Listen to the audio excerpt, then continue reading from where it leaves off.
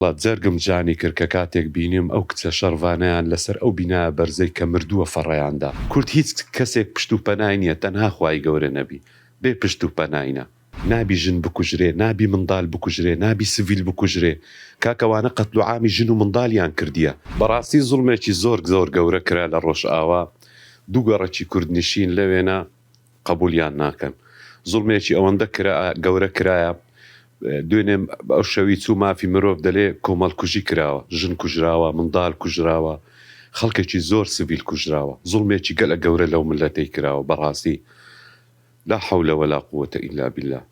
دوایە بۆچی ینی لە هەموو شوێنێک ئەوە کورد دەربەدەر و هێرش دەکرێتە سەر کورد کە هەندێک جا بەناوی ئەوەی بەرامبەر بەناوی ئیسلام هێرشیان دەکاتە سەر ئەوها سەیری کورد دەکەن کە کورد مسلمان نەبێ؟ قوربان، هیچ ملەتێک وەکو کورد مسلمانی تێدا نییە، هیچ ملەتێک وەکو کورد بەڕەحم نییە. ملەتێکە ئەوەندە بەڕەحمە بۆ هەموو ملەتێک دەگرێ. بەلام سبحان الله هەموو ملەتەکانی دەور و پشتمان، عەرەب، تورک، فورس، هەمویان سبحان الله ڕق و کینیان بەرامبەر کورد هەیە.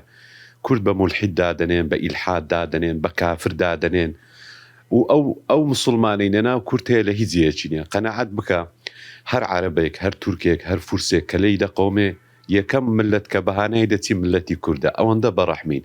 بۆ غەزە چمان بۆیان کرد، بۆ هەموو چووکە کورد ملەتێکە ئەوەندە بەڕەحمە. بەلام ئەوانە سبحان الله هەر کاتێک دێن تەعەدا و زوڵم لەو ملەتی کوردەکەن بە ناوی دین، سەردەمی خۆی ڕژێن بە ناوی ئەنفال، سوورەتێکە لە قورئانی پیرۆز ئەنفالی کرد، چیمیا بارانی کرد. هەتا داعش بە ناوی قورئان و هات قەتل و عامی مسلمانانی کوردی کرد. ئێستاش ئەوانە هاتوونە قەتل و عام دەکەن بە ناوی ئیسلام. لا حول ولا قوة إلا بالله. ئیسلام بەریە لە زوڵم. بەڕاستی ئەو ملەتە مەزلومە. پێویستە کورد لە هەر چار پارچەی یەکگربی، نابی ململانەی سیاسی هەبینە ناومان. فەرم و دژمنانی کورد هەموو یەکن. ئێوە تەمەشاتان کرد بینیتانە کەسێک لەسەر ئەو ملەتەی بەجواب بێ، هیچ وڵاتێک، هیچ دەوڵەتێک، هیچ ملەتێک، حتا ئەو دەوڵەتە زلهێزانەش هەموو پشتیان لە کورد کردیە. کورد هیچ کەسێک پشت و پەنای نییە، تەنها خوای گەورە نەبی بێ پشت و پەناینە. لە حاڵەتی ئەو هەما مامۆستا پێویستە لەسەر مامۆستایانی ئاینی کە چ قسەیەک بکەین. بۆ نمونە ئێستا مامۆستایانی ئاینی تەنیا کورد لەسەر کورد بەجواب دێ. بۆ نمونە مامۆستایانی ئاینی عەرەبی بۆ حەقەکەی ناڵێن ئەوە ئایا کوردیش مسلمانیە؟ زۆرم پێسەیرە ئەوە سێچاشەوە من تەمەشای میدیا عەرەبیەکان دەکەم، تەنها یەک مامۆستای عەرەبی شیعەم بینی دیفاعی لە مەزلومیەتی کورد کرد. ئەوەی تر یەک مامۆستای ئاینی وانم نەبینی دیفاع لە مەزلومیەتی کورد بکە. ئێمەش کە مامۆستایانی ئاینی کورد لێرە زوڵم لە هەر شوێنێک بکرێ ئەمە قبول ناکەین. ئێستا ئەگە کورد زوڵم لە عەرەبێکی بکە، لە تورکیەکی بکە، لە فورسێکی بکە قبول ناکەین. ئێمە لەگە زالم نینە، پشتگیری لە مەزلوم دەکەین.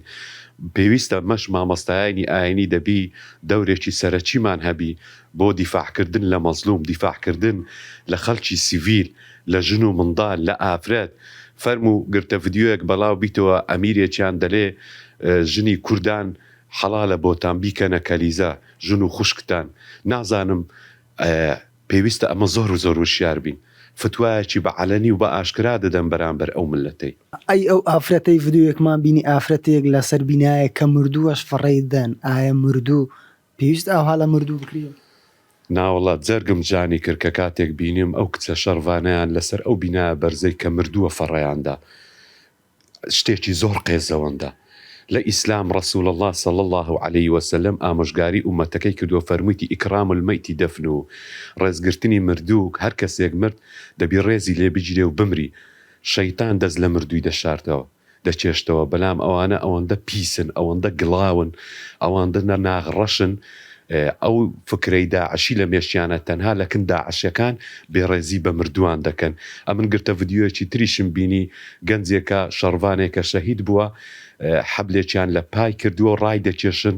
یعنی زۆر شتێکی ناشرینە. بەڕاستی زۆریش ناڕەحەت بووم کە ڤیدیۆیەکەم بینی، زۆریش پێم نەخۆش بوو کاتێک بینیم لە پێچەکان لە کەناڵ کوردیەکان بەڵاویان دەکردەوە. هەرچەندە بۆی خەڵک ببینی بزانن ئەوانە چ ڕقێک لە دڵیانە، چ ناخیان چەند ڕەشە. پێویستە کورد هەموو یەکگربی، بزانی دوژمنێکی و ناحەزێکت هەیە ئەوەندە ڕقی لە تۆیە کە مردیشی ڕقی لە تۆوە کە پاش مردنێش. کوشتن بە ناحەق تاوانێکی زۆر زۆر گەورەیە. لە قورئانی پیرۆز لە چەندین ئاەت لە فەرمودەی پێغەمبەری صلی الله عليه وسلم کافر کە کافرش ئەگە دژایەتی ئیسلام نەکە نابی بیکوژی، نابی ژن بکوژرێ، نابی منداڵ بکوژرێ، نابی سڤیل بکوژرێ. کاکەوانە قەتل و عامی ژن و منداڵیان کردیە. ئەنگۆ تەمەشانەکەن چەندگرتە ڤیدیۆیەک بەڵاو بیتەوە بۆی زوڵمەکەیان دیاربی. ئەوەی مافی مرۆڤ دەلێ قەتل و عامی عائیلەیان کردیە لەبەر چاوی دایکی کوڕیان کوشتووە، شەهید کردووە، کچیان شەهید کردووە، منداڵیان شەهید کردووە.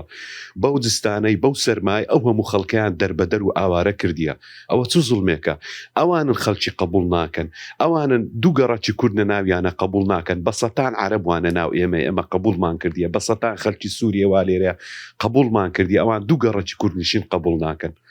بەڕاستی زوڵمە چی گەورەیە. کوتا پەیامت چییە بۆ ناو خۆی کورد؟ ئێمە لەو حاڵەتی وا پێویستە کورچی بکە بۆ ناوخۆی کورد لەبەرەوە یەگر نییە، بۆی ئەوەی دێتە عەدامان لێ دەکا. ئەگەر کورد ئەوها بڕوە ئێستا بۆ تەمەشا بکە لە کوردستانی خۆمان 50 حەزبن هەریەک و قسەیەکی دەکا یەگر نینە. ئێستا بۆ نمونە لە خیتابی سیاسی ئەگەر تەمەشا بکەی کە کاتێک زوڵمەک دەکرێت هەموو ئیدانەی دەکەن، بەڵام لە ناو خۆمانیش یەکگری نینە. گەورەترین هێز، گەورەترین قووەت، گەورەترین چەک یەکگرتنە. مالی کوردی ڕێخن، یەکگر بن، هەر چار پارچە، یەک خیتابی، یەک قسەبی، یەک مەرجەعبی، هیچ کەسێک ناتوانانی زوڵم لەو ملەتەی بکات.